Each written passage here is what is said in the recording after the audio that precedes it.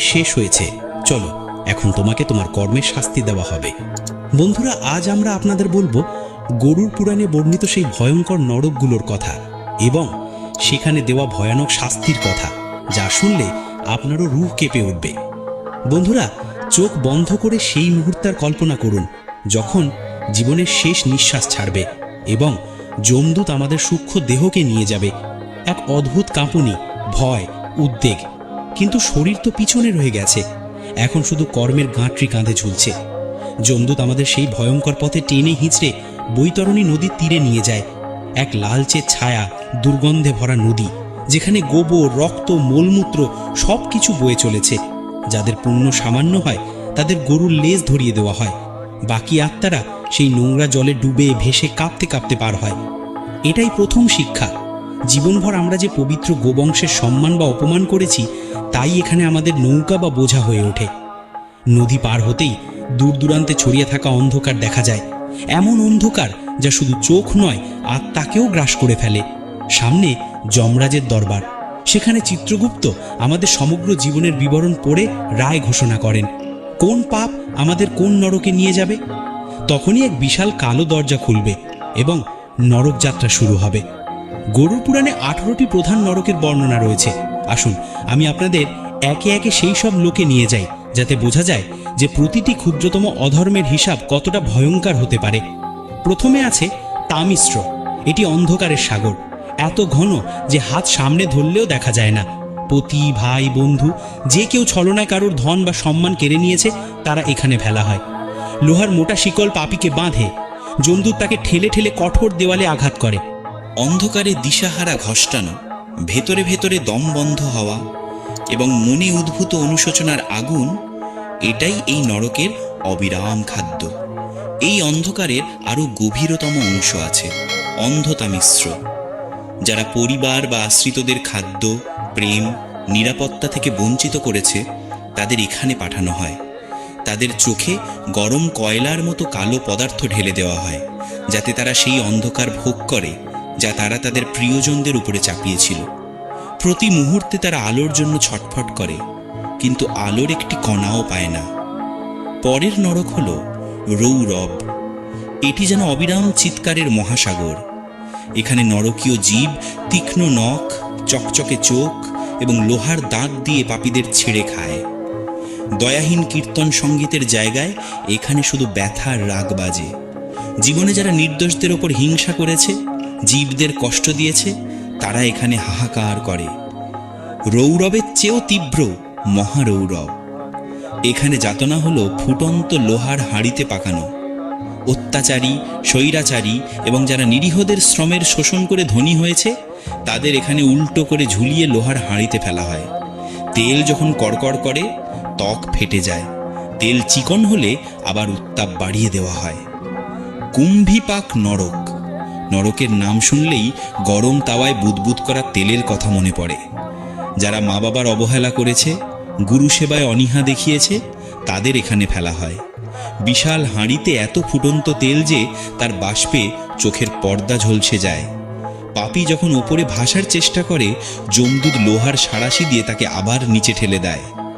কাল সূত্রে মাটি লাভার মতো তপ্ত। ওপর থেকে সূর্যের শত শত তাপময় রশ্মি অলৌকিক দাহ সৃষ্টি করে। চোর, মিথ্যা সাক্ষ্যদাতা এবং যারা সত্যকে টুকরো টুকরো করে হত্যা করেছে, তাদের সূক্ষ্ম দেহকে এখানে উল্টো করে ঝোলানো হয়। দড়ি লোহায় পরিণত হয়ে ত্বক ছিঁড়তে থাকে। লোহার তলোয়ারের ঘন কাটা ঝোপ হল অশীপত্র বন। সেখানে পাতার জায়গায় অসংখ্য ধারালো তলোয়ার। যে ধর্মের ছদ্মবেশে অধর্মী কাজ করেছে, ছদ্মসাধু সেজে বিশ্বকে ঠকিয়েছে, সে এখানে প্রতি পদে কাটা পড়ে। জোড়া লাগে, আবার কাটা পড়ে। রক্তের ফোঁটা গাছে পড়তেই ফুঁসে ওঠে, যেন তলোয়ারগুলো আরও ধারালো হয়ে যায়। শুকরমুখ নরকে শুয়োরের মুখ বিশিষ্ট যমদূত লোভী পাপীদের কেটে কেটে মাটিতে ফেলে। দুর্নীতিগ্রস্ত প্রশাসক, ঘুষখোর এবং যারা জনগণের ধন লুট করেছে, তারা এখানকার স্থায়ী বাসিন্দা। প্রতিবার অঙ্গ কাটার পর শরীর আবার জোড়া লাগে, যাতে পরবর্তী প্রহারের ধারা শুরু হতে পারে। যে অতিথি বা শরণাগতের অপমান করেছে, তাকে অন্ধকূপে ঠেলে দেওয়া হয়। গভীর কুঁয়ো, কাই জমা দেওয়াল এবং নিচে ভয়ঙ্কর সাপ বিচ্ছু। পড়ার সঙ্গে সঙ্গে তাদের দংশন শরীর ছিন্ন ভিন্ন করে দেয়। ব্যথার তীব্রতার মাঝে এমন অন্ধকার যে পাপী বুঝতেও পারে না তার চিৎকার কতটা উঁচু হলো। বাতপে যাতনা হলো আগুন এবং তীব্র ঠান্ডা হাওয়ার সমন্বয়। প্রথমে অঙ্গারে ঝলসানো, তারপর হিমশীতল ঝড়ে ছুঁড়ে ফেলা। যাদের কথা দিয়ে অন্যকে আগুনের তাপ দিয়েছে, ক্রোধ, কটু কথা, ব্যঙ্গ, তারা এখানে সেই জিহ্বার দোষের ফল ভোগ করে। হিমনশীত নরক এমন যেখানে অসহ্য শীতল ঢেউ উঠতে থাকে, যেন হাড়ে বিঁধে যায়। পাষাণ হৃদয়ের মানুষ, যাদের মধ্যে দয়ার উত্তাপ ছিল না, তারা এখানে ঠান্ডায় কাঁপে। বরফ জলে ডুব দিলে মনে হয় হাড়গুলো ভেঙে পড়ছে। ঊর্ধ্ব ভাজে পাপীকে মাথার ওপর উল্টো করে ঝুলিয়ে করাত দিয়ে ছিঁড়ে ফেলা হয়। যে গুরু বা দেবালয়ের অপমান করেছে, তার অহংকার এখানে করাতের দাঁতে গুনে গুনে গলে যায়। রক্তের ধারা ওপরের দিকে বয়, যেন অহংকার মাথায় চড়েই বইছে। ধূমপ্র নরক তাদের গন্তব্য, যারা বিশ্বকে নেশা, বিষ, দূষণে আক্রান্ত করেছে। এখানে পচা চর্বির মতো ধোঁয়া প্রতিটি ছিদ্রে ঢুকে পড়ে। শ্বাসের হাঁপানি, চোখে ঝাপসা, বুকে ফাটার মতো দাহ, এটাই এর চিরন্তন পীড়া। আলোয় লোহার জালি, যার উপর চারদিকে জ্বলন্ত শিখা উঠছে। যারা নারীদের অপমান করেছে, তাদের ভোগের বস্তু মনে করেছে, বিবাহের শপথ ভেঙেছে, তারা এখানে নিজেদের কামাগ্নিতে পুড়ে ছাই হয়। প্রতিটি চিনগারি স্মরণ করায় যে বাসনার আগুনে সংযমী একমাত্র জল। পিষ্ট নরকে বিশাল পাথরের চাটান পিঠে ফেলা হয়। শ্রমিকদের অধিকার কেড়ে নেওয়া, গরিবদের দমিয়ে রাখা মানুষের অহংকার এখানে পাথরের নিচে চাপা পড়ে। চাপ এতটাই যে হাড় মজ্জা গলে যায়, কিন্তু প্রাণ তৎক্ষণাৎ বেরোয় না। যখন গুজবের বিষ সমাজে ছড়ানো হয়, তার ফল হলো সন্দংস নরক। এখানে গরম লোহার সাঁড়াশি শরীরের দাগ ও ক্ষত তৈরি করে। জিভা বারবার বেরিয়ে আসা গুজবের প্রতীক হয়। যমদূত সেই জিভাকে জ্বলন্ত কাঁটা দিয়ে বিদ্ধ করে, যাতে বোঝা যায় শব্দের আঘাত তলোয়ারের চেয়ে তীক্ষ্ণ কেন। তপন এবং মহাতপন নরকে আগুনের তাপ চরম সীমায় থাকে। যারা তপস্বী বা সত্যসাধকদের কষ্ট দিয়েছে, ধর্মের প্রচারে আঘাত করেছে, তারা এখানে আগুনেই জড়িয়ে থাকে। ত্বক গলে, শিরা ফেটে, কিন্তু মৃত্যু আসে না। যাতনার বিস্তারই এখানকার সময়। সংসার নরকে ফুটন্ত লাভার নদী, যেখানে ব্যভিচারী, পরিবার ধ্বংসকারী মানুষ পুড়তে ও ডুবতে থাকে। লাভার প্রতিটি বুদবুদ একটি ভাঙা সম্পর্ক, ছলনাময় প্রেম, ভঙ্গনীতির প্রতীক হয়ে পাপীকে ঝলসায়। কুড়া গাঁটার মতো দুর্গন্ধময় অবচি নরক তাদের জন্য, যারা ঘুষ ও বেইমানিদের সমাজকে ক্ষতিগ্রস্ত করেছে। লোহার চাবুক পড়ে, চামড়া উঠে যায়, তবু শরীর আবার জোড়া লাগে, যাতে শাস্তি থামে না। কৃমিভোজ নামেই বলে দেয়, এখানে শরীর কিরের আতিথ্য গ্রহণ করে। বন্ধুত্বের মুখোশ পড়ে পিছে ছুরি মারা বিশ্বাসঘাতীদের জন্য এটাই নিয়তি।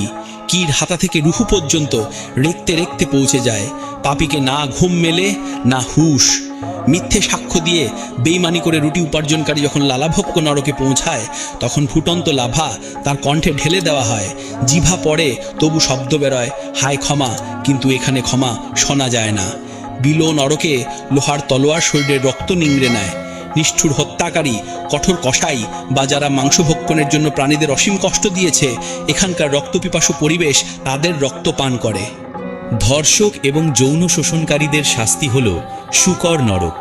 শুয়োরের মুখবিশিষ্ট কালো শক্ত শরীরের যমদূত বর্ষা দিয়ে পাপীকে হাওয়ায় ছুঁড়ে ছুঁড়ে পটকে। প্রতিটি আঘাত তাদের শারীরিক পাপের কথা মনে করায়। প্রতিটি চিৎকার তাদের শিকারের অসহায় আর্তনাদের প্রতিধ্বনি হয়ে বাজে। আইসোপানে বিশাল ফুটন্ত তেলের হ্রদ, সেখানে প্রতারক ব্যবসায়ী ও বণিকরা ডুবতে থাকে। যেমন তারা ব্যবসায়ী লোকদের ডুবিয়েছে, তেমনি এখানে তেল তাদের নাক পর্যন্ত ঢুকে যায়। বাঁচতে হাত পা ছুঁড়লে যমদূত লোহার হাতুড়ি দিয়ে তাদের আবার তলায় ঠেলে দেয়। ডান থেকে মুখ ফিরিয়ে নেওয়া, ক্ষুধার্তকে উপেক্ষা করা মানুষের গন্তব্য হল সারমিয়া দান। সেখানে নরকেও কুকুর লাল চোখ, নখরযুক্ত দাঁত দিয়ে পাপীদের মাংস ছিঁড়ে খায়। আশ্চর্য এই যে মাংস ক্ষণে ক্ষণে আভার গজায়, যাতে কুকুরের ভোজ অবিরাম চলে। জল সম্পদকে বিষাক্ত করা, নদীকে প্লাস্টিকে ভরিয়ে দেওয়া মানুষ উদক নরকে যায়। অ্যাসিডযুক্ত জলের ঝর্ণা শরীর গলায়। একটি দেহ গলা শেষ হলে আরেকটি দেহ আবার তৈরি হয়। এখানে বোঝা যায় জলের অপমান জন্ম জন্মান্তর দুঃখ দেয়। অত্যন্ত হিংস্র অপরাধীদের জন্য বহনি জ্বালা, শিখার মহাসাগর। মৃত্যু ক্ষণে আসে না, আগুন নিভলে যমদূত আবার আগুন জ্বালায়। এই শাস্তি বারবার জাগে, যেমন তাদের হিংসা বারবার কারো জীবন ধ্বংস করেছে। এই সব নরকে পৌঁছানোর আগে প্রতিটি প্রাণীকে পার করতে হয় রক্তময় নদী, বৈতরণী। গরুর সেবা, গোদানের পুণ্য আর করুণা, এই তিনটি ঔষধ যা এই নদীকে নৌকায় রূপান্তর করতে পারে। যে জীবনে গোহত্যার পাপ করেছে সেখানে ডুবে ভেসে নিজেকে ধিক্কার দেয় এবং দুর্গন্ধে ঘেরা ঢেউ তাকে নরকের দিকে ঠেলে নিয়ে যায়। বন্ধুরা, এই শ্রবণ কোনো ভৌতিক গল্পের জন্য নয়, এটি একটি দর্পণ যা আমাদের দেখায় আত্মার কৌতূহল কিভাবে শাস্তি পেতে পারে।